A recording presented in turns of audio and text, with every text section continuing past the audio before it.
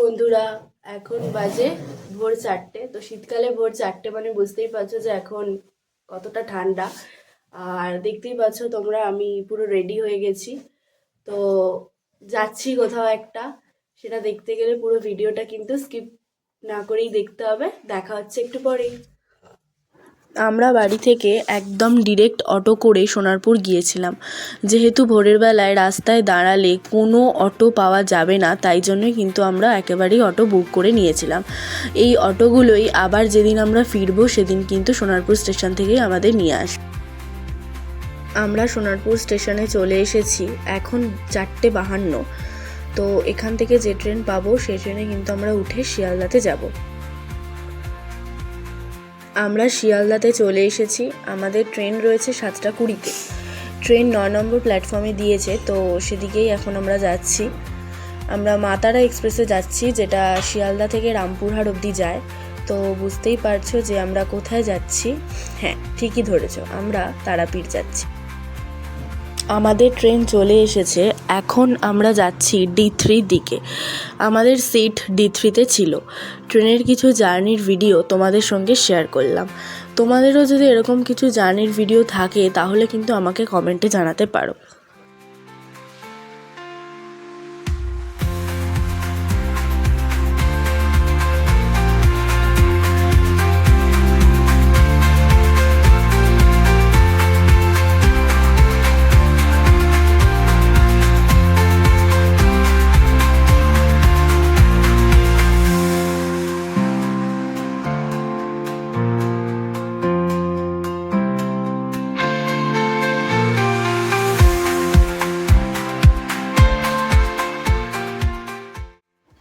আমরা চলে এসেছি রামপুরহাট স্টেশনে। ট্রেন 11:30টার মধ্যেই স্টেশনে ঢুকে গেছিল। এখান থেকে অটো করে আমরা যাব তারাপীঠে।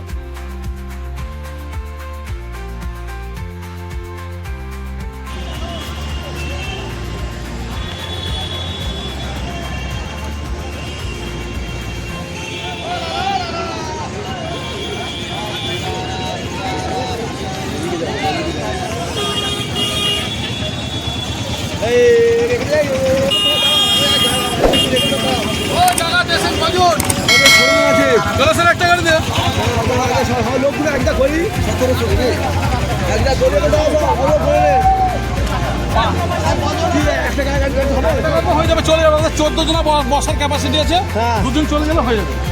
500 টাকা লাগবে। আপনারা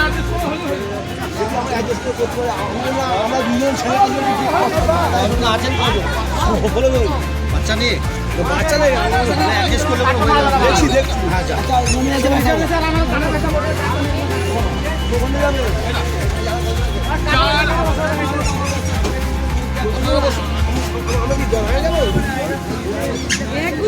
সবার ব্যাগ ওপরে।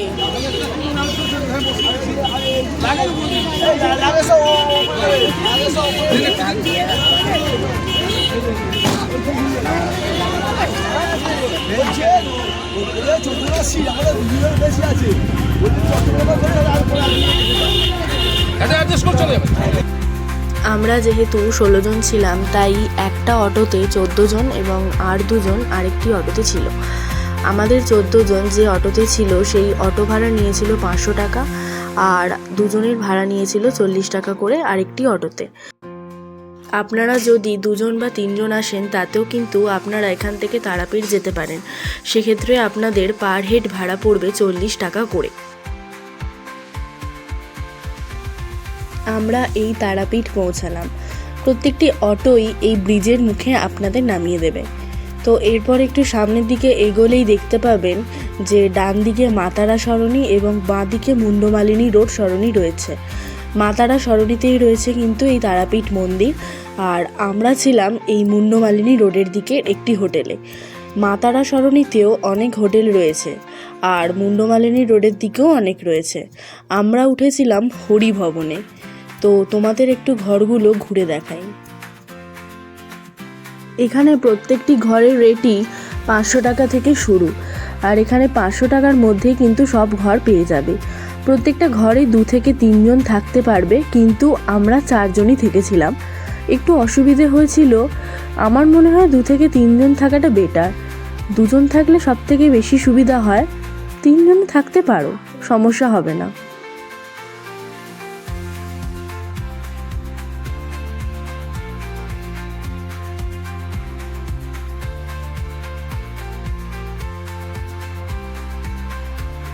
এখন আমরা ঘরে ব্যাগ রেখে এবং হাত মুখ ধুয়ে খেতে চলে গেলাম। আমরা খেয়েছিলাম এই মুন্ডমালিনী রোডের উপরই আশুতোষ বলে একটি দোকানে। এই দোকানটির কথা ইউটিউবের অনেক ভিডিওতেই আমি দেখেছি। তো আসার আগে থেকেই আমি ঠিক করে রেখেছিলাম যে এখানেই খাবো। তো যেমন ভাবা তেমন কাজ, এখানেই চলে এলাম খেতে। তো আশুতোষের সামনে দেখতে পাচ্ছ যে নিরামিষ থালি রয়েছে 70 টাকা থেকে শুরু এবং মাছ ভাত 100 টাকা, তারপরে মাংস ভাতও পাবে। তো এরকম অনেক থালিই রয়েছে।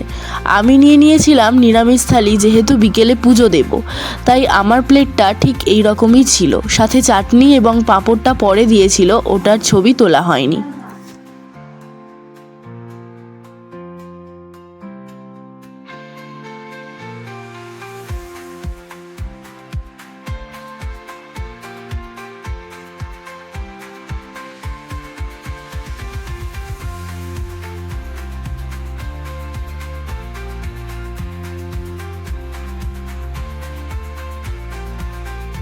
খাবার খেয়ে হোটেলে গিয়ে স্নান করে একটু রেস্ট করে আমরা বেরিয়ে পড়লাম পুজো দিতে।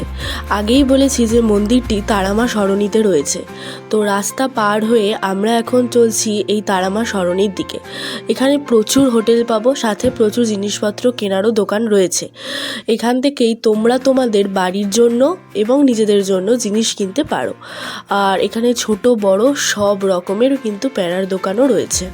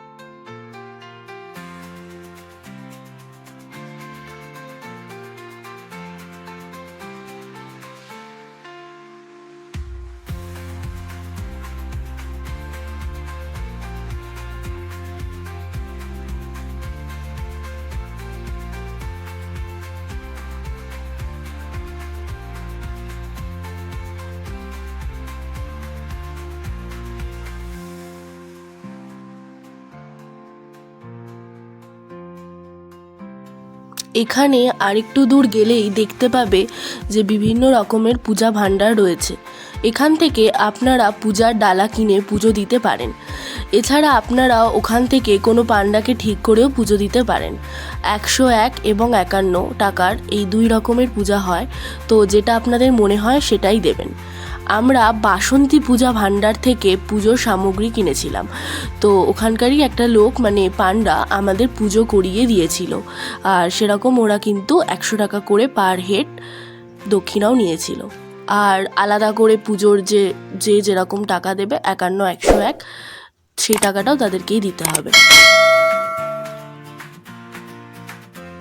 মন্দির চত্বরে আমরা এসে পড়েছি। আজকে খুবই ফাঁকা। অন্যদিন কিন্তু ভালো রকমই ভিড় হয়। সকালে একটু ভিড়টা বেশি হয়, কিন্তু আমরা বিকেলেই দিয়েছিলাম, কারণ কালকে আমাদের অন্য কোথাও ঘোরার কথা আছে। পুজো দেওয়ার সময় ফাঁকা হলেও আরতির সময় কিন্তু ভালোই ভিড় ছিল। আমরা কিন্তু নাট মন্দির থেকে মায়ের আরতি দেখতে পাইনি, তাই জন্য তার বাইরে একটা ডিজিটাল টিভি লাগানো আছে, ওখান থেকেই কিন্তু আমরা মায়ের আরতিটা দেখেছি। এরপর আমরা সবাই একটু হোটেলে গিয়েছিলাম, কারণ অনেকেই ফোন আনিনি। এরপর আমরা যাচ্ছি তারাপীঠ মহাশ্মশানের দিকে। তারাপীঠ মন্দিরের খুব কাছে অবস্থিত একটি শুভ স্থান হিসেবে কিন্তু এটি পরিচিত। এটি এখানে তান্ত্রিক আচার অনুষ্ঠানের জন্যই কিন্তু খুব ফেমাস। তো এখানে দেবী তারা তার যোগিনীদের মানে আত্মা ভূত এই সমস্ত বাস করেন বলেই বিশ্বাস করা হয়। এখানে সতীর তৃতীয় চক্ষু পতিত হয়েছিল এবং এটি সতীর 51 পীঠের মধ্যে কিন্তু একটি অন্যতম স্থান হিসেবে বিবেচিত। এখনও এখানে আপনারা গেলে দেখতে পাবেন যে অনেক সাধু তন্ত্র সাধনাতে কিন্তু মগ্ন।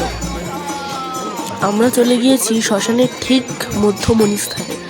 এখানে কিন্তু সাধক মামা খ্যাপার সমাধিও রয়েছে। এখানে চাইলে আপনারা ধূপ বাতি দিতে পারেন।